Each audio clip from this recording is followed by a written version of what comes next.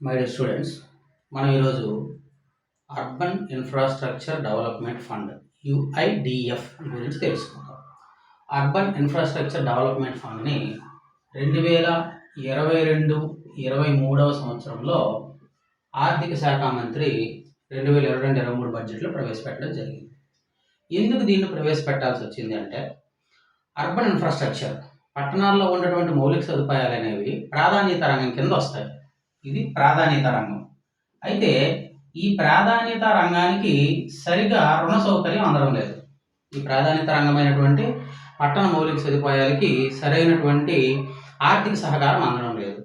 ఈ ఆర్థిక సహకారం అందించే ఉద్దేశంతో ఈ యొక్క ప్రత్యేకమైనటువంటి అర్బన్ ఇన్ఫ్రాస్ట్రక్చర్ డెవలప్మెంట్ ఫండ్ని ఏర్పాటు చేయడం జరిగింది. అయితే ఏంటి ఈ అర్బన్ ఇన్ఫ్రాస్ట్రక్చర్ డెవలప్మెంట్ ఫండ్ యొక్క లక్ష్యం ఏంటి అంటే,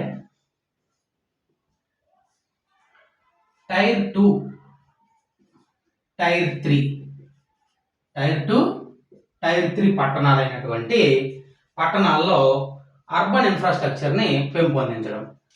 టైర్ 2 పట్టణాలు అంటే ఏంటంటే, 1,00,000 జనాభా నుండి 9,99,999 అంటే 10 లక్షలు అనుకోండి అప్రాక్సిమేట్.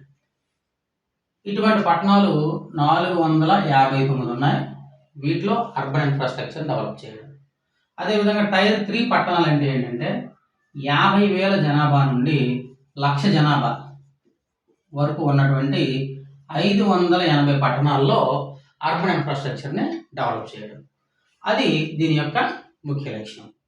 అయితే ఇవి డెవలప్ చేసేటప్పుడు, ఇందులో అర్బన్ ఇన్ఫ్రాస్ట్రక్చర్ని డెవలప్ చేసేటప్పుడు ఎవరు డెవలప్ చేయాలి అంటే, రాష్ట్ర ప్రభుత్వాలు, స్టేట్ గవర్నమెంట్స్, అదేవిధంగా మున్సిపాలిటీలు,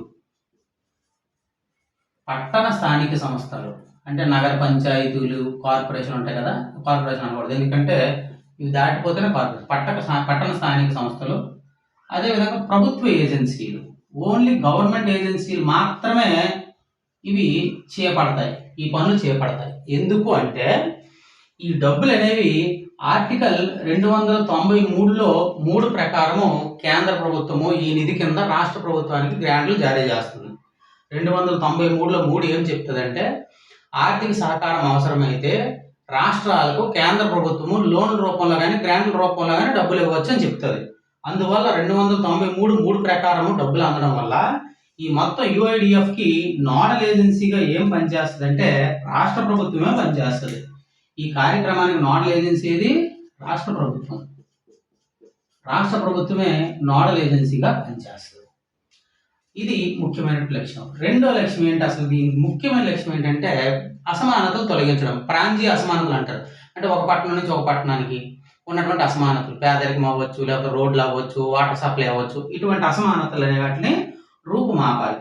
అదేవిధంగా మూడవది ఏంటంటే, ఆ పట్టణంలో ఉన్నటువంటి ప్రత్యేకమైన సమస్యలు, ఆ ప్రత్యేకమైన సమస్యలు అంటే సరిగా కొన్ని ప్రాంతాలకు వాటర్ సప్లై రాకపోవడం, లేదంటే కొన్ని ప్రాంతాల్లో మురుగునీటి కాలువలు సరిగా లేకపోవడం, లేదంటే శ్మశాన వాటికి లేకపోవడం, ప్రత్యేకమైనటువంటి సమస్యలు, ఆ యొక్క టైర్ 1, టైర్ 2 సిటీలో ఉన్నటువంటి ప్రత్యేకమైనటువంటి సమస్యలను పరిష్కరించే ఉద్దేశంతో ఈ యుఐడిఎఫ్ అనే దాన్ని ఏర్పాటు చేయడం జరిగింది. అయితే ఈ యుఐడిఎఫ్ కింద ఏ పనులు చేయొచ్చు, యుఐడిఎఫ్ కింద ఏ పనులు చేయొచ్చు, ఏ పనులు చేయొచ్చు అంటే, యుఐడిఎఫ్ కింద ఆ యొక్క మున్సిపాలిటీలో యుఐడిఎఫ్ కింద చేసుకోవాల్సిన పనులు ఏంటంటే, ఆ యొక్క మున్సిపాలిటీలో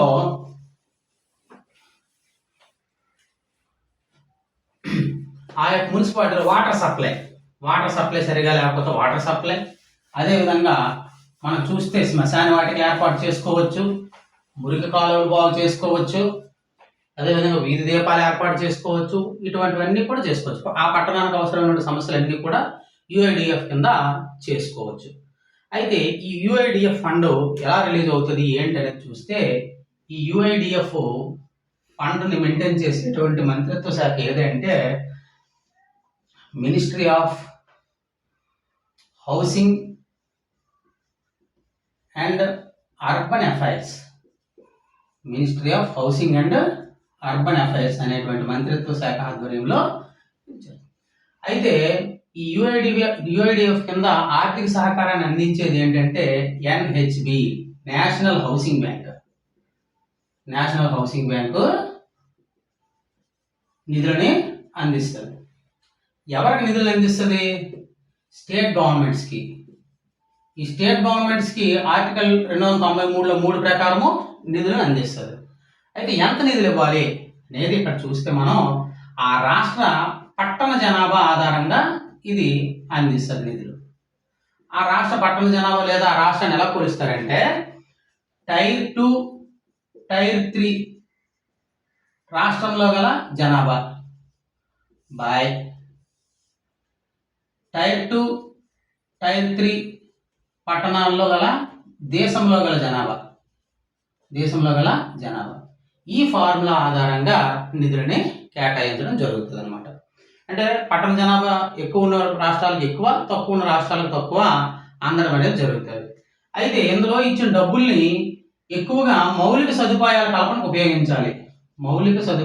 కల్పనకి ఉపయోగించాలి.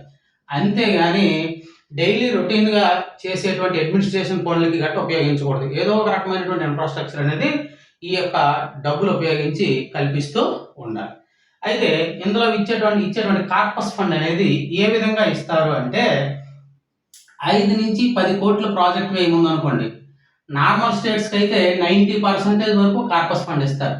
అదే హిమాలయన్ స్టేట్స్ అంటే హిమాలయ పర్వతాల దగ్గర ఉన్న స్టేట్స్, నార్త్ ఈస్టర్న్ స్టేట్స్, ఈశాన్య రాష్ట్రాలకు అయితే 95% కార్పస్ ఫండ్గా ఇస్తారు. అదే 10 to 15 crores ప్రాజెక్ట్ అనుకోండి, మామూలు స్టేట్స్కి 85%, హిమాలయన్ స్టేట్స్కి 90%. అదే 50 to 100 crore ప్రాజెక్ట్ అనుకోండి, ఇది 75% నార్మల్ రాష్ట్రాలకి, హిమాలయన్ స్టేట్కి 85% ఇస్తారు. అయితే ఇచ్చినటువంటి ఈ యొక్క లోన్ మీద ఇంట్రెస్ట్ ఎంత ఉంటుందంటే బ్యాంక్ రేట్ కన్నా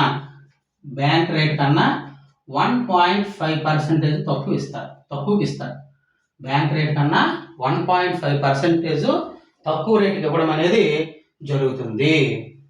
ఇది అర్బన్ ఇన్ఫ్రాస్ట్రక్చర్ డెవలప్మెంట్ ఫండ్.